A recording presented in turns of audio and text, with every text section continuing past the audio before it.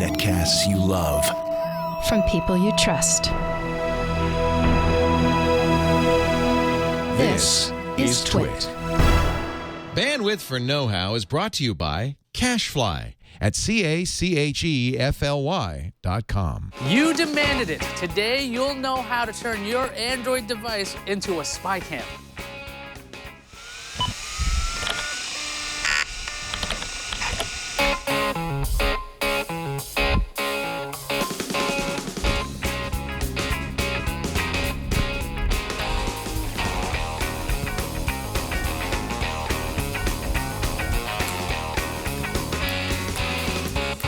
Oh, hi, welcome to Know How. I'm Ayaz Akhtar, and this is the show where we give you a fun project you can do yourself.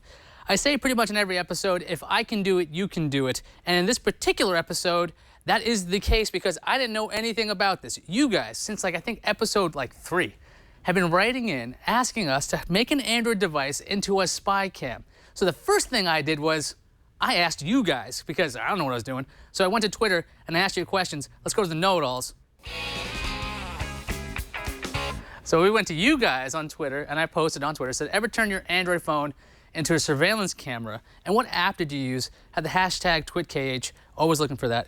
And one of the first guys who wrote us was Michael Tunge. He writes me a lot. He actually says he uses Ustream. It means if somebody steals the phone, I still have evidence on the Ustream site. A couple of people actually wrote him with that. I'm a little iffy on that, but the next person wrote in, Alex Ho, he says, use IP webcam and TinyCam monitor. And that's actually the two applications we're going to be using today. Ustream, a really good idea if you want to use that, but I want to use IP webcam because it's based in this application, not necessarily going off to somebody else's servers, but I'm sure it's equally valid, so go for that if you want to. So what you need for Android to make it into a webcam, you need something called IP webcam. It's a free application. It's incredibly powerful, and it runs on Android 1.6 and higher. So theoretically, if you've got a super old Android phone, you should be able to use this, although we've had certain issues with, I believe, the Galaxy Nexus. Didn't seem to work as well. I'll show you what that looks like after you install it. So if you install the application, if you need help installing the application, you need a lot more help than I can give you. Just install the application from the Play Store. And what you're greeted with is a huge amount of options here. We've got resolution, photo resolution, quality, orientation. So we're going to take the resolution a little down, so that way when it's streaming on the web, we can get it. We'll say like 800 by 480. And then for quality, we can change the quality if we want to, so it's not so great quality if we wanted that. We have a frame rate limit, focus mode. If we want security, we can add a login and password. You can select the port you want. You can even have your device listen to your audio. So if you want to be able to spy on what's going on, you also have the option, if you want to be really sneaky, you can disable notifications, prevent this to go to sleep. At the very bottom here, we have Start Server. So I'm going to run that. And right now what you'll see is the desk really up close, and it's a really exciting shot. Before we move this camera though, move this actual device, you'll see the IP address, the internal IP address of your device. Have that information ready for you. This one, 10.1.140.4.163. So write that down somewhere.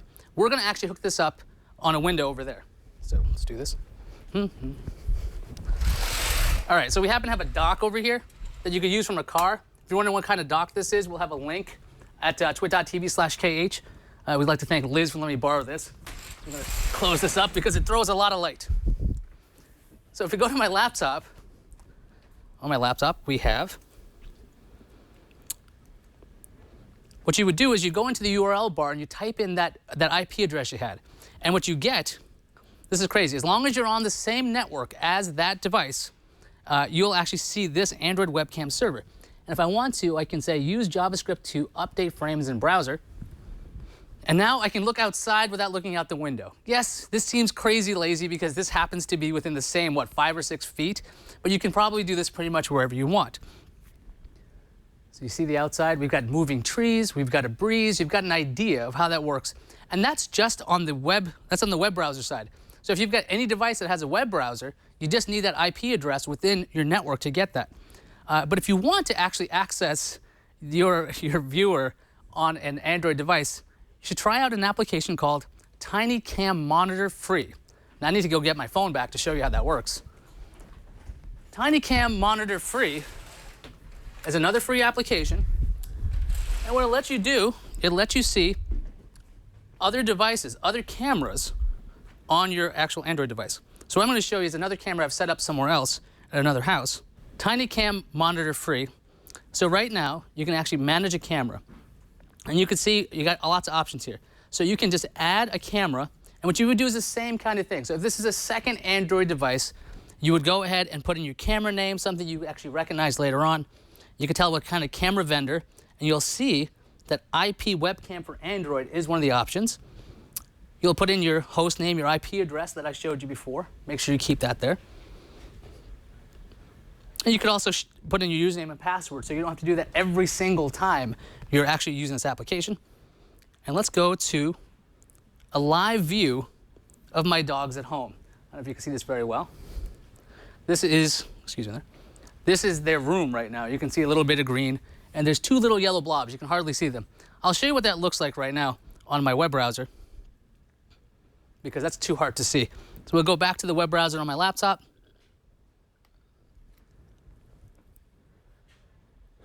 So this is an actual live view at my house of my sleeping dogs. Now, I have tried to prod them by calling my home phone.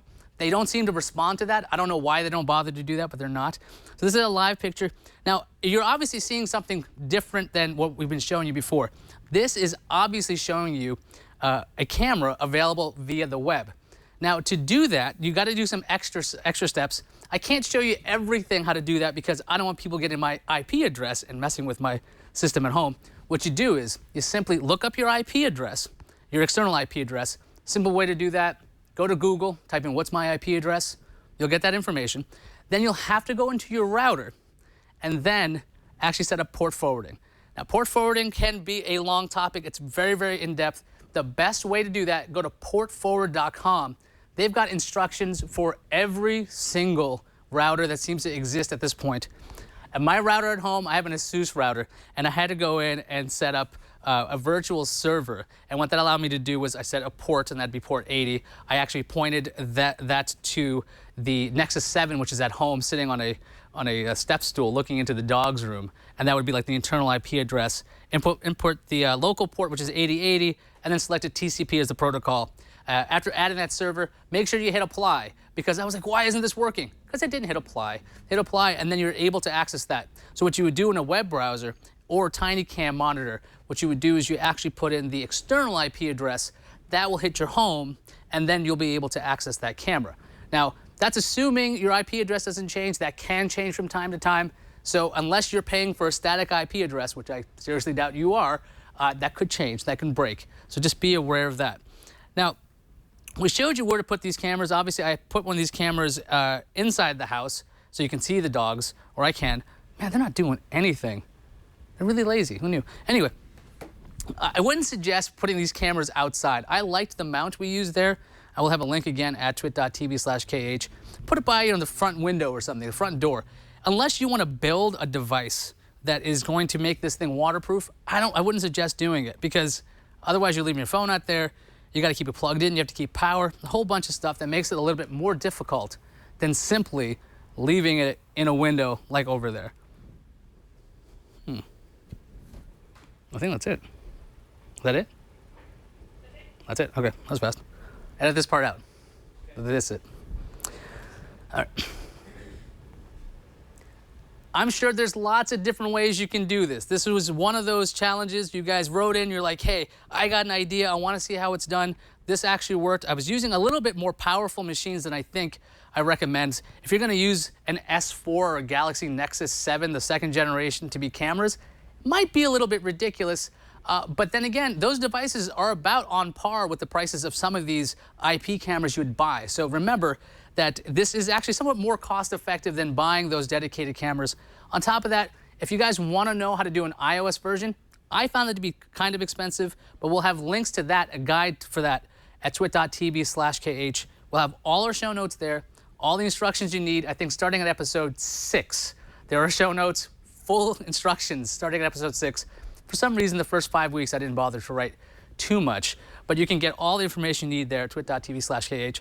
If you've got better ideas, if you've got other project requests, lots of ways to contact us. You can go to Google+. I love our Google Plus page. gplus.to/TwitKH. That's the quickest way to get to it. I think it's over 3,000 people in there, constantly coming up with new ideas, figuring out projects together. Great way to connect with the whole community of people at Google+. There's also Twitter, always looking at the hashtag TwitKH. So if you got an idea, a question, throw it over there. Or you can do that old school email thing, knowhow@twit.tv. Send us an email, ideas, jokes, whatever you want. Praise, criticisms, I've seen it all. I actually do check the emails pretty much every day. So I have seen a lot of things. So keep writing in with everything you've got. Next week, I think what we're doing, we might be setting up a server or something even crazier. Or I'll let you know, somewhere on either Twitter or Google+. So definitely check out those places. And that pretty much does it for us this week. Now that you know how to turn your Android device into a spy cam, go do it.